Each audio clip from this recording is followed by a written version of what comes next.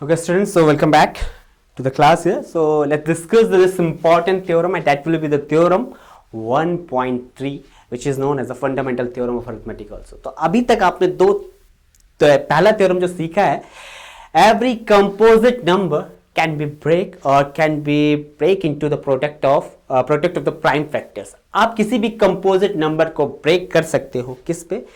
Multiple prime factors पे. ये आपका थ्योरम फर्स्ट. अब दूसरा थ्योरम जो आपके पास है, that is let p be a prime number if p divides a square then p divides a where a is a positive integer. जहां पे a आपके पास एक पॉजिटिव इंटीजर है. ओके, तो a पॉजिटिव इंटीजर है, that's mean it can be any natural number. Okay, कोई भी natural number हो सकता है. तो यहां पे देखते हैं, एग्जांपल से समझते हैं. Okay, let's have the value of 16 है यहाँ पे. ओके, अगर आप 16 को देखो तो 16 किसका स्क्वायर होता है?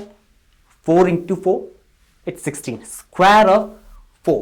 तो अगर यहाँ पे आप यहाँ पे a को ले लो 16, p को ले लो 2, sorry it's a square it's 16. तो a का वैल्यू कितना आ जाएगा? It will be a root 16 and the answer will be a +4. यहां पे a का वैल्यू +4 आएगा. तो आपके पास 3 यहां पे पैरामीटर्स हैं. ओके, a का वैल्यू आ गया 4, a स्क्वायर आ गया 16 and p is equal to 2. p का वैल्यू 2 है. हमें चेक करना है क्या a स्क्वायर डिवाइड होता है 2 से? 16 is divisible bye 2. Okay, 2 8s are 16. तो फंडामेंटल थ्योरम ऑफ अरिथमेटिक में इस थ्योरम के अकॉर्डिंग अगर 2 16 को डिवाइड कर रहा है तो 2 4 को भी डिवाइड करेगा.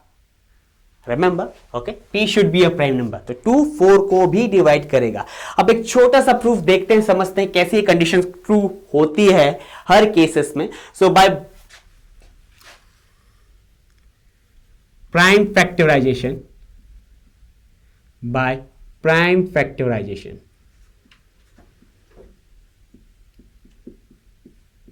Okay, by prime factorisation.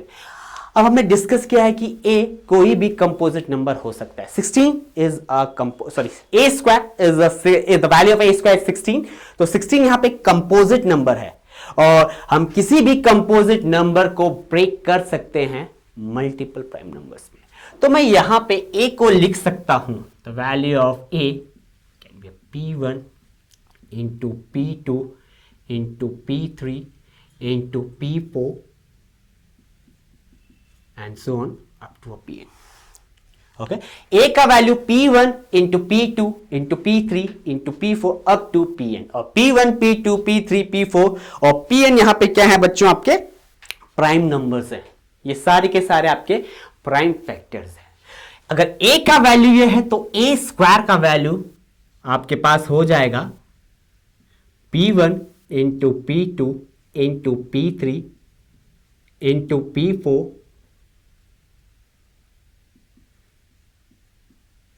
Bracket.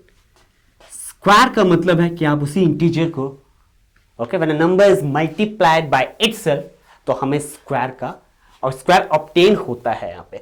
तो अगर मैं p1 into p2 into p3 into p4 up to pn को p1 into p2 into p3 into p4 up to pn से मल्टीप्लाई करूंगा तो मुझे a स्क्वायर का वैल्यू मिलेगा. क्यों मिलेगा? क्योंकि मैंने a को यहां पे एज्यूम किया है. तो यहां पे वैल्यू ले लेते हैं, p1 into p2 into p3 into p4.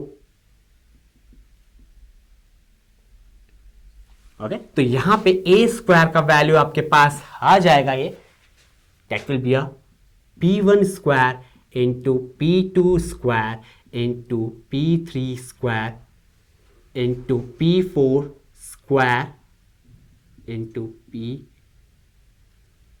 Square. Okay, hope it's fine. p1 का स्क्वायर मिल गया, p2 का स्क्वायर मिल गया, p3 का स्क्वायर मिल गया, p4 का स्क्वायर मिल गया, pn का भी स्क्वायर मिल गया. p1 p2 p3 p4 pn क्या है? प्राइम नंबर्स है. अब यहां पे हमें दिया है p be a prime number if p divides a square. अगर p डिवाइड करता है a स्क्वायर को, यानी p एक प्राइम नंबर है, वो डिवाइड कर रहा है a स्क्वायर को, यानी p का value p1 p2 p3 p4 up to pn में से कोई एक है. ओके, p का वैल्यू p का value p1 p2 p3 p1 square p2 p1 into p2 into p3 p4 में से कोई एक वैल्यू p का है, तो यहां पे लिखा गया है कि if p divides a square, now p divides a square. तो p कब a स्क्वायर को डिवाइड करेगा बच्चों? जब इनमें से कोई वैल्यू p होगा। तो आप कह सकते हो that means p is one of the value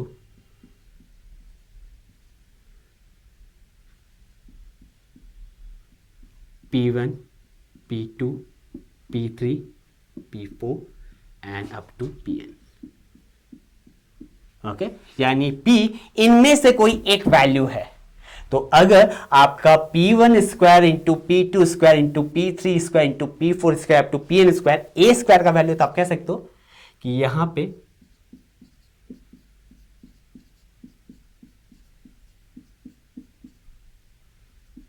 ये वैल्यू जो होगा बच्चों, ये p से डिविजिबल हो जाएगा। Hope it's right. ये वैल्यू आपका p से भी डिवाइड हो जाएगा।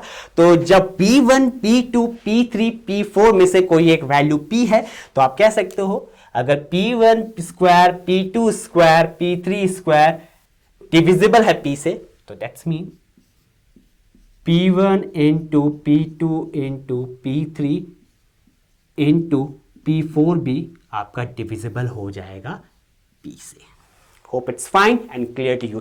Remember, p आपका वैल्यू है p1, p2, p3, p4 up to pn में से कोई एक वैल्यू है p। तो अगर वो इसको डिवाइड कर रहा है, देखो समझो ना, let's have a exception। यहां पे प्राइम नंबर्स ले लो, 2 square into 3 square into 5 square. Okay, and p is one among this number, इनमें से कोई एक नंबर है। तो लेट्स से इट 3 हो सकता है, 5 हो सकता है, कुछ भी हो सकता है। तो यहां पे एक 3 कैंसिल आउट हो जाएगा और आपके पास वैल्यू बचेगा 2 square into 3 into 5 square. Hope it's fine. तो जब स्क्वायर को डिविजिबल कर रहा है तो नंबर को भी डिवाइड करेगा। ओके, अगर ये डिविजिबल है तो आप यहां पे लिख सकते हो 2 इंटू 3 इंटू 5 डिवाइडेड बाय 3 भी डिविजिबल हो जाएगा और आपके पास वैल्यू आ जाएगा, दैट वुड बी 10। तो एक छोटा सा कंसेप्ट था, प्रूफ था यहाँ पे। आई होप आपको ये क्लियर हो गया होगा। Let p be a prime number. If p divides a square, then p divides a also, where a is a positive integer. अब ये important क्यों है? क्योंकि इस पे based आपके पास क्वेश्चन आता है बच्चों, and that's important one. Let's have a look on it.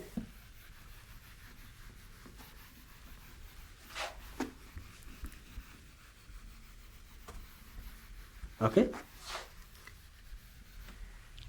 Prove that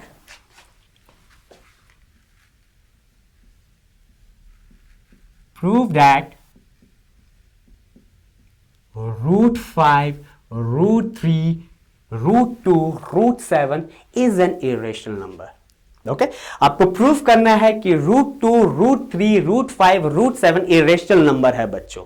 okay, I hope आपको याद होगा इरेशनल नंबर क्या होते हैं।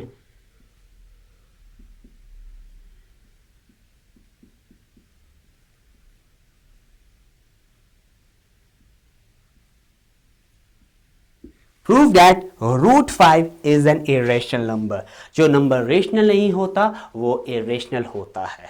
अब इस क्वेश्चन को करने का बच्चों एक तरीका होता है। Okay, how we are going to prove this as a irrational number, बहुत इंपॉर्टेंट कंसेप्ट है और ये क्वेश्चन बहुत इंपॉर्टेंट है क्योंकि एग्जाम में हर साल पूछा जाता है बोर्ड में।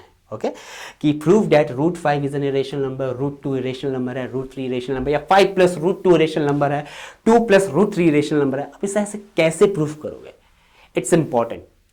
तो यहां पे सबसे इंपॉर्टेंट फैक्ट ये है कि हम इस क्वेश्चन को सॉल्व करेंगे by assuming it as rational number.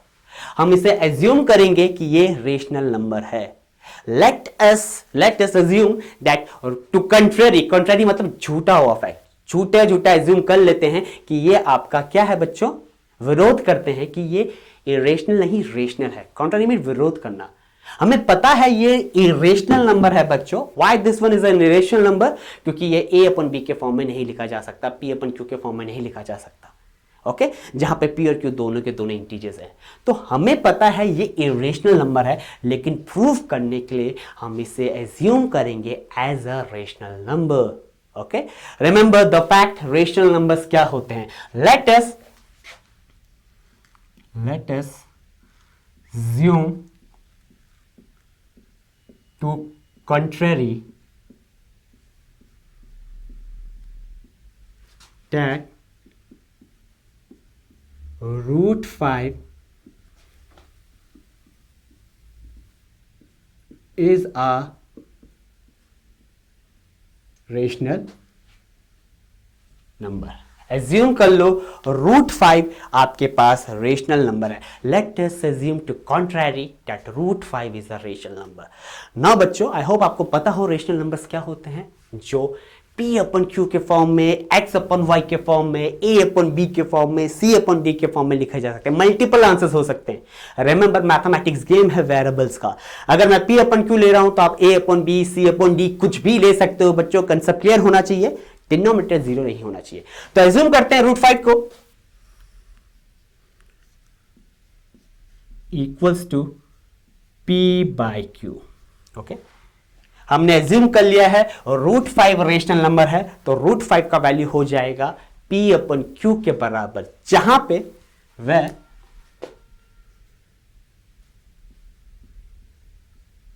P and Q are integers P and Q both are co-prime। I hope आपको याद होगा co-prime क्या होते हैं बच्चों, इट्स इंपॉर्टेंट। तो इसी के हेल्प से हम इस क्वेश्चन को करेंगे। एंड Q का वैल्यू आपके 0 के बराबर नहीं हो सकता। सारी की सारी प्रॉपर्टीज डिफाइन कर ली।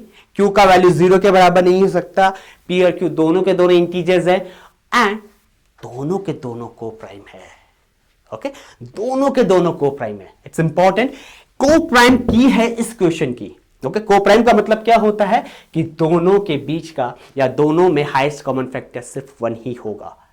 ओके दोनों में P एंड Q में हाईएस्ट कॉमन फैक्टर 1 ही होने वाला है। Hope it's fine and clear to you. Okay तो मूव करते हैं root 5 equals to P upon Q। अब हम इस क्वेश्चन को प्रोसीड कैसे करेंगे बच्चों? हमारे पास यहां पे विजिबल है 5। ओके सबसे पहले हमें रूट हटाना है। So what is the method of eliminating the root? Root को हम कैसे एलिमिनेट करते हैं बच्चों? अगर मुझे रूट 16 को 16 करना है तो मैं क्या करूंगा? Squaring both side. और root 16 into root 16 that is equal to 16। क्यों होता है बच्चों? क्योंकि रूट का मतलब होता है 16 का पावर 1/2। अगर मैं रूट 16 कह रहा हूं तो दैट्स मीन 16 का पावर 1/2 है। और अगर मैं 16 के पावर 1/2 को 16 के पावर 1/2 से मल्टीप्लाई कर दूंगा, बेसेस सेम है तो पावर्स ऐड हो जाएंगी और मुझे आंसर मिल जाएगा 16 का पावर 2/2 दैट विल बी 1। तो ये कंसेप्ट होता है जब रूट मल्टीप्लाई होता है आपस में, तो क्यों हमारा आंसर रूट हट जाता है? क्यों रूट हट जाता है? अगर सेम रूट में जो नंबर्स है मल्टीप्लाई होते हैं। तो यहां पे कंसेप्ट क्या रखना? Squaring both side. Squaring both sides. Okay तो रूट 5 का square equals to P square upon Q square. तो रूट 5 का स्क्वायर होता है 5 equals to P square upon Q square. Okay 5 equals to P square upon Q square. Let's cross multiply. तो यहां पे हमारे पास आ जाएगा 5 Q square equals to P square. Remember the theorem, if P is a prime number, अगर आपके पास P prime number है, वो किसी A स्क्वायर को यानी P स्क्वायर को डिवाइड करता है, तो वो P को भी डिवाइड करेगा। यहां पे वही कंडीशन आ गया है बच्चों, यहां पे वही कंडीशन अपेयर हो गया है। हम कह सकते हैं Q square is divisible by 5। We can say that P square is divisible by 5। तो अगर P स्क्वायर डिविजिबल होगा 5 से, तो P भी डिविजिबल होगा 5 से। Hope it's fine. ओके तो यहां पे लिखते हैं Q square equals to P by 5, तो यहां पे एक सॉल्यूशन पे आ जाते हैं बच्चों. What will be the condition? Okay, q square equals to p by 5, so we can say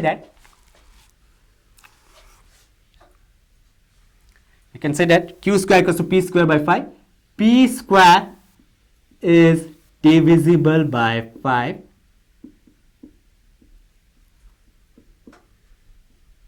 so p will also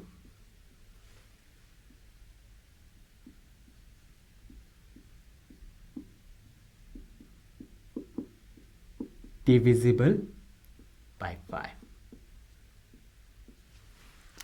p square divisible होता है 5 से, तो p भी डिविजिबल हो जाएगा 5 से. Hope it's fine by the fundamental theorem of arithmetic, जो आपके सामने ऊपर थ्योरम लिखा है बच्चों. इसके अकॉर्डिंग प्रूव हो रहा है क्वेश्चन. अब अगला स्टेप क्या होगा? रिमेंबर पॉइंट क्या है, हमें p और q का फैक्टर 5 दिखाना है बच्चों. पॉइंट क्या है, हमें p और q का फैक्टर 5 दिखाना है. अगर p और q का फैक्टर 5 दिखा दिया तो दोनों के दोनों को प्राइम नहीं है. अगर दोनों के दोनों को प्राइम नहीं होंगे तो रेशनल नहीं होंगे. एंड वी नो दैट अगर नंबर रेशनल नहीं होता तो क्या होता है? It's irrational.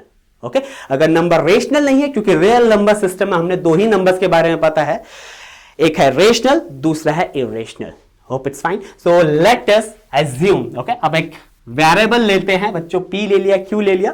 So let's assume the value of q as p as assume okay p as 5r. मैं q को भी 5r ले सकता था बच्चों, लेकिन फिर से आपका क्वेश्चन फंस जाएगा, क्योंकि p का फैक्टर यहां पे p वेरिएबल रह जाएगा. आपको तो p को एलिमिनेट करना है, q का फैक्टर दिखाना है, तो q यहां पे रहना इंपॉर्टेंट है. Let's name it as equation 1. इसे इक्वेशन 1 नेम कर लेते हैं. Okay, so let us assume the value of p as 5r. p का वैल्यू मैंने 5r ले लिया है. Okay, why I am taking it as a multiple of 5. Okay, जहां पे r कोई भी इंटीजर हो सकता है. मैं क्यों ले रहा हूं मल्टीपल ऑफ 5? क्योंकि यहां पे मेरे पास 5 गिवन है बच्चों. अगर यहां पे 7 होता तो आप 7r ले लेते. अगर यहां पे 3 होता तो आप 3r ले लेते. अगर यहां पे 11 होता तो आप 11r ले लेते. That is the concept for this question. Okay, important है तो ध्यान दीजिएगा. Let us assume p equals to 5r. Substitute the value of p.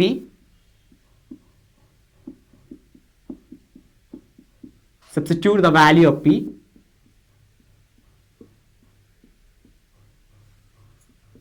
in equation first. Equation first क्या है? 5q square equals to p square. So 5q square equals to p square. That means 5q square equals to 5r square. Okay, that will be a 5r ka whole square. Now you know the square of 5. It's 25r square. Okay, तो यहाँ पे q square का value आ गया आपके पास 25r square by 5. तो q square का वैल्यू आ गया आपके पास 5r square. That's mean q square upon 5 equals to r square. Again the same statement. Okay, again the same statement. p square is divisible by 5, so p will also divisible by 5. So यहां पे आप लिख सकते हैं q square is divisible by 5. q square is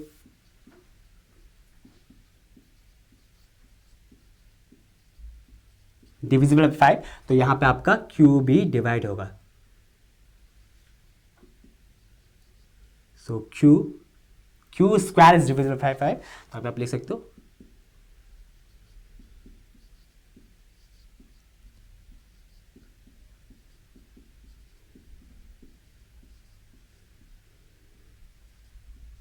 q भी आपका divide हो जाएगा 5 से. Hope it's fine and clear to all. तो हमने p और q का फैक्टर निकाल दिया है बच्चों 5. हमें पता है p और q दोनों के दोनों को प्राइम थे. p और q दोनों के दोनों को प्राइम थे. हाईएस्ट कॉमन फैक्टर क्या शेयर कर रहे थे? 1. लेकिन यहां पे आपने हाईएस्ट कॉमन फैक्टर क्या दिखा दिया? 5. Now you can write a statement P and Q both are sharing 5 as a common factor. That means they both are not co-prime. और ऐसा क्यों हुआ है? This is due to our wrong assumption that root 5 is a rational number. ऐसा क्यों हुआ बच्चों? क्योंकि हमने wrong assumption किया है कि root 5 आपका क्या है? Rational number है. Okay, that's mean root 5 is an irrational number. Hope it's fine and clear to you. हमने P और Q का common factor, highest common factor 5 show कर दिया है बच्चों. तो आपको यहां पे स्टेटमेंट लिखना है. Okay,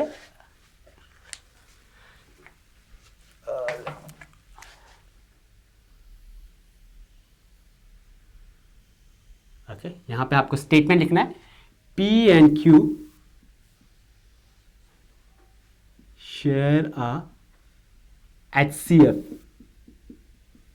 of 5, or P and Q have a HCF of 5. That's mean P and Q both are not co-prime.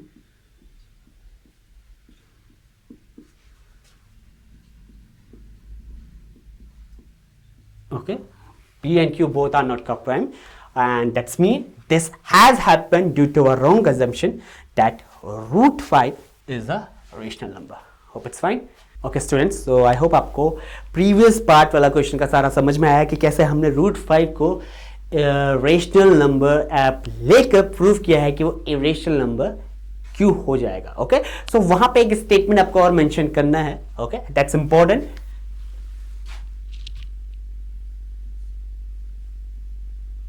This contradicts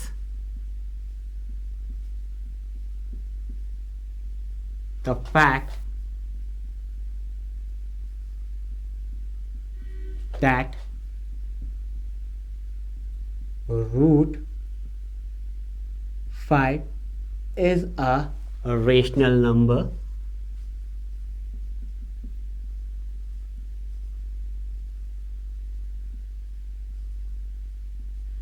this has happened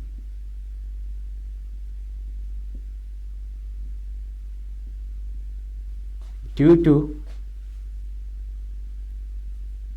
our wrong assumption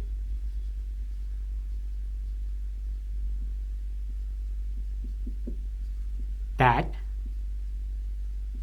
root 5 is a rational number.